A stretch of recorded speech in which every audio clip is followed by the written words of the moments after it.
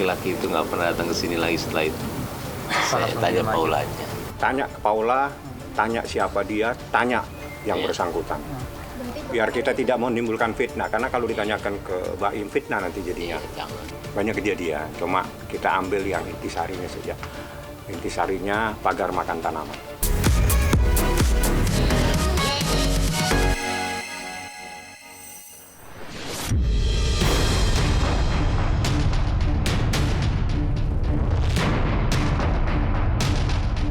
Pemirsa Silet RCTI, setelah sekian lama berselimut tabir teka-teki prahara rumah tangga Baim Wong dan Paula Verhoeven, akhirnya terungkap.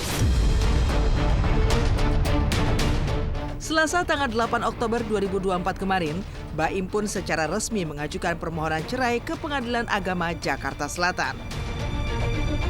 Di hari yang sama, aktor sekaligus konten kreator berusia 43 tahun itu juga akhirnya angkat bicara terkait keputusannya bercerai jelang anniversary pernikahan mereka yang ke-6 pada tanggal 22 November mendatang. Yang juga jadi sorotan dalam gugatannya, Baim turut menuntut perihal hak asuh untuk kedua buah hati mereka. Dan yang paling mengejutkan, bahkan sang kuasa hukum sampai mengungkit sebuah pepatah yang berbunyi pagar makan tanaman sebagai alasan Baim mengambil keputusan gugat cerai. Apa maksud pagar makan tanaman yang diungkap Fahmi Bahmid? Muhammad Ibrahim alias Baim Wong pada hari Senin telah mendaftarkan gugatannya ke Pengadilan Agama Jakarta Selatan terkait dengan gugatan cerai talak.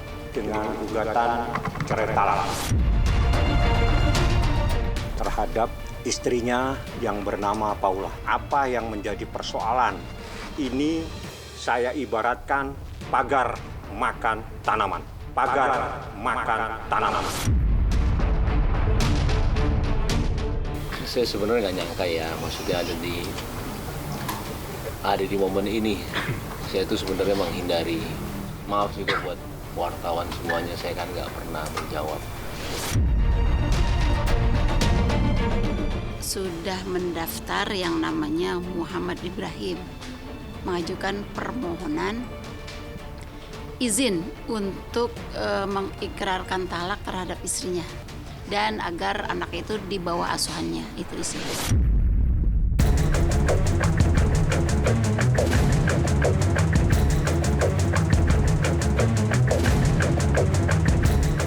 Langkah Baim Wong menggugat cerai Paula pun akhirnya kembali memantik rasa penasaran publik. Apa sebenarnya alasan dibalik keputusan yang sangat mengejutkan tersebut?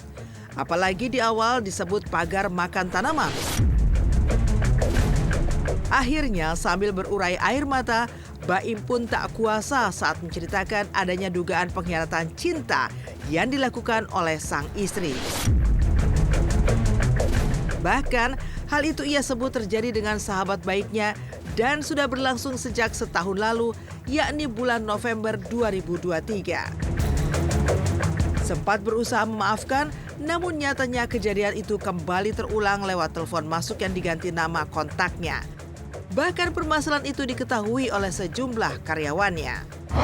Pas kejadian itu hari pertama saya itu sudah memaafkan. Tapi pakai caranya saya lah ya. Dan saya nggak nyangkanya ketika saya mengetahui ada telepon laki-laki itu diganti sama pihak wanita dengan nama laki-laki. Telepon laki-laki itu diganti sama pihak wanita dengan nama laki-laki. Karena saya selama ini cuma menahan semuanya selama 1 tahun, saya karena anak saya. Cuma tambah kesini itu, semua ketidakjujuran itu ada. Terus dan tambah sampai yang nggak ini sendiri ya, maksudnya nggak percaya. Saya itu mau menyelesaikan secara baik-baik. Cuma nggak bisa. Saya itu nggak pernah ngecek handphone istri saya karena saya sangat percaya sama dia. Sekalipun saya nggak pernah. Ketika ada berita itu ada yang datangnya dari asisten pribadinya, saya nggak ngecek ya, maaf. Jadi kasih lihat saya. Saya juga tidak benci dengan semua orang yang sudah bilang sama saya apapun itu, even teman baik saya sendiri. Karena cerita dia adalah cerita dia. Tapi cerita saya, insya Allah saya bisa mempertanggungjawabkan semuanya. Saya nggak akan cerita, yang tahu Bang Fahmi aja baru tahu. Keluarga saya udah tahu semua, orang-orang sini udah tahu semua. Suster udah tahu semua. Jadi kalian cuma 100% cuma tahu 17,5%. Saya nggak mau cerita. Ya kita lihat aja nanti perkembangan ini seperti apa. Ya sudah. Karena ini orang yang melakukan itu orang yang dia kenal. Jadi seperti itu. Itu kan ibaratnya begitu. Jadi bukan orang lain. November 2023 dia sempat ke satu tempat ya, ke rumah orang tua daripada termohon. Dia sampaikan, saya tidak sanggup lagi dan tidak nyaman untuk meneruskan bahtera rumah tangga ini. Saya ingin pisah, tapi dinasehati. Dia coba untuk mengambil sikap, oke, saya mencoba untuk memperbaiki dan bertahan. Tapi di dalam proses dia memperbaiki rumah tangga ini dan proses bertahan ditemukan hal-hal yang luar biasa. Sehingga dia bilang, saya sudah tidak bisa memaafkan lagi. Saya sudah tidak bisa memaafkan lagi.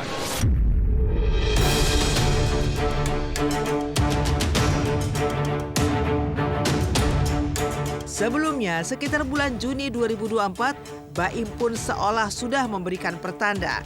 Ia mengunggah momen lahiran buah hatinya, namun dengan caption yang sangat aneh. Ia memberikan peringatan kepada seseorang agar tidak mengganggu istri orang lain. Baim juga diduga menyinggung sosok yang sudah menikah namun belum memiliki anak. Siapakah yang dimaksud Baim? Siapa yang belum punya anak, saya doain biar cepat punya anak. Sabar, tapi jangan malah ganggu istri orang ya. Siapa ayo? Sebentar lagi akan dimulai drama sesungguhnya. Selain itu ternyata selama 7 bulan terakhir, Baim mengaku sudah pisah ranjang dengan Paula dan memilih tidur di kantornya. Namun ia tidak menjelaskan lebih lanjut alasan mengapa justru dirinya yang keluar dari rumah. Saya memang bisa dibilang dikhianati sama 2 orang terdekat saya. Dari pihak perempuan sama laki-laki. Yang laki-lakinya itu adalah teman baik saya sendiri. Yang laki-lakinya itu adalah teman baik saya sendiri. Laki-laki itu nggak pernah datang ke sini lagi setelah itu. Saya tanya Paulanya. Tanya ke Paula, tanya siapa dia, tanya yang bersangkutan. Biar kita tidak menimbulkan fitnah, karena kalau ditanyakan ke Baim fitnah nanti jadinya. Banyak kejadian, cuma kita ambil yang intisarinya saja. Intisarinya pagar makan tanaman. Intisarinya pagar makan tanaman.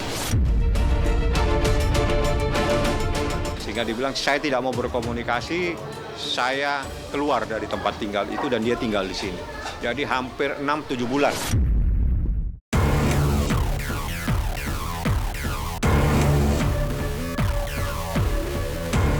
Merasa dihianati oleh 2 orang terdekatnya, tentu saja membuat Baim Wong merasa sangat hancur.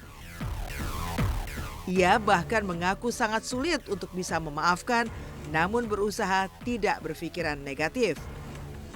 Meskipun anehnya, Paula sempat membahas harta Gonogini, bahkan sebelum ia resmi mengajukan gugatan dan membuat Baim bingung.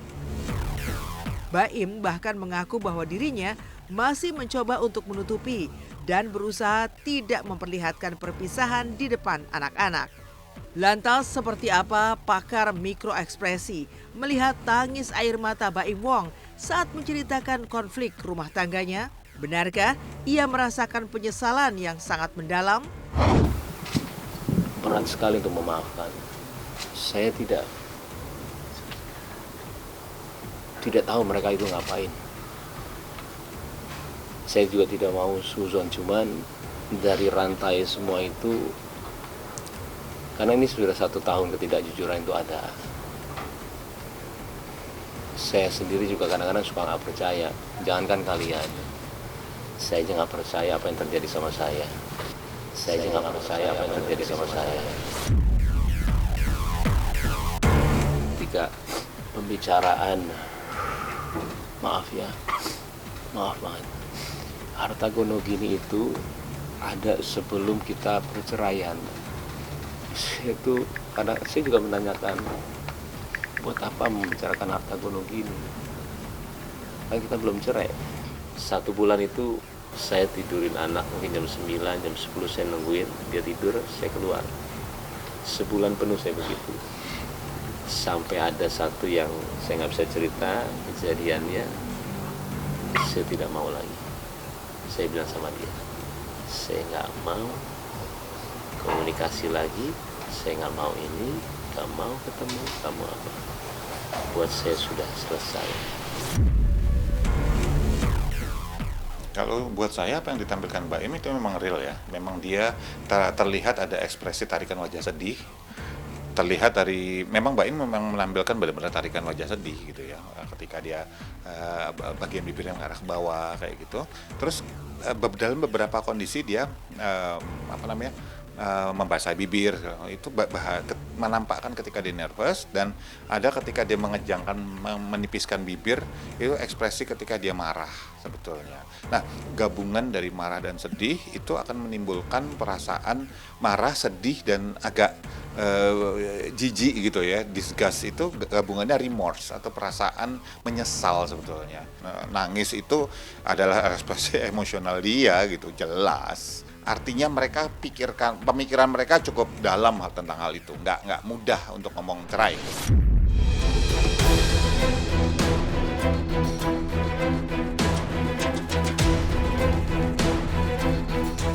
Retaknya rumah tangga Baim Wong dan Paula Verhoeven membuat banyak orang sangat menyayangkan.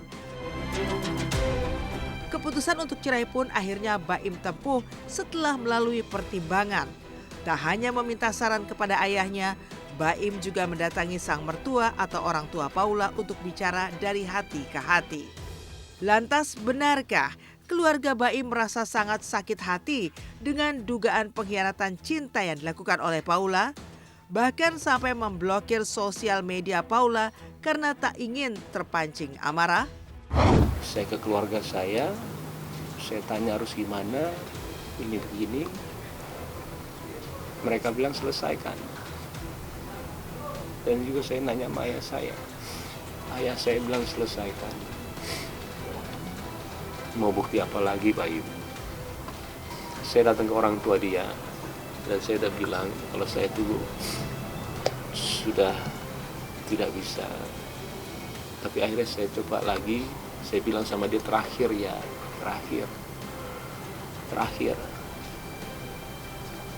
Ya setelah terakhir itu tiba-tiba ya kayak begini.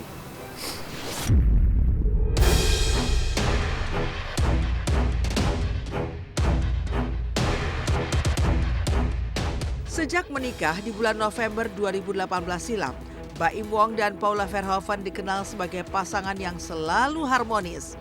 Namun setahun belakangan, semua itu seolah berubah. Di sisi lain, Baim juga membuka suara perihal berbagai tudingan yang dialamatkan kepadanya. Mulai dari disebut sebagai sosok suami yang pelit, hingga sering membandingkan Paula dengan wanita lain. Mau saya dibilang pelit, mau saya dibilang beda-beda dia sama orang lain,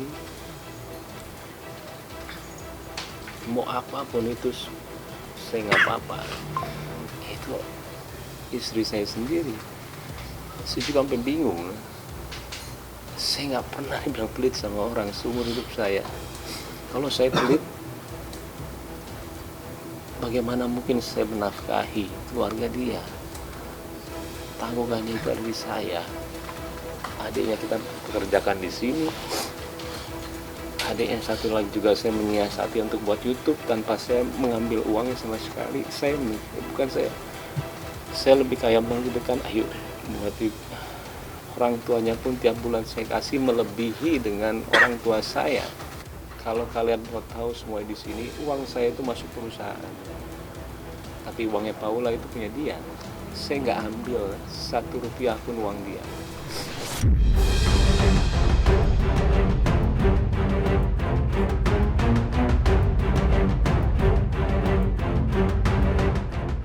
Sebelum digugat cerai oleh sang suami, Paula juga diketahui sempat melaksanakan ibadah umroh ke Tanah Suci tanpa izin dan didampingi oleh suaminya. Selain itu, Paula juga tampak merubah penampilannya dengan mengenakan hijab. Namun di balik semua permasalahan dan sakit hati yang ia rasakan, Baim menegaskan akan menjalani prosesnya. Di sisi lain, terkait kabar perceraiannya, Paula masih belum memberikan klarifikasinya. Namun sang kuasa hukum lewat unggahan di media sosial meminta publik agar tidak membuat opini liar terhadap Paula. Aku cobain pakai hijab gitu, oh ternyata aku nyaman gitu. Udah lewat 40 hari, terus aku izin sama suami aku bilang aku mau pakai hijab ya gitu. Ada yang bilang juga kalau saya tidak setuju kalau dia itu pakai hijab. Malah saya mau dia pakai hijab. Pakainya hijab dia itu berbarengan bulannya dengan permasalahan ini. Cuma berdoa mudah-mudahan dapat hidayah, mudah-mudahan kasih jalan yang benar, itu aja.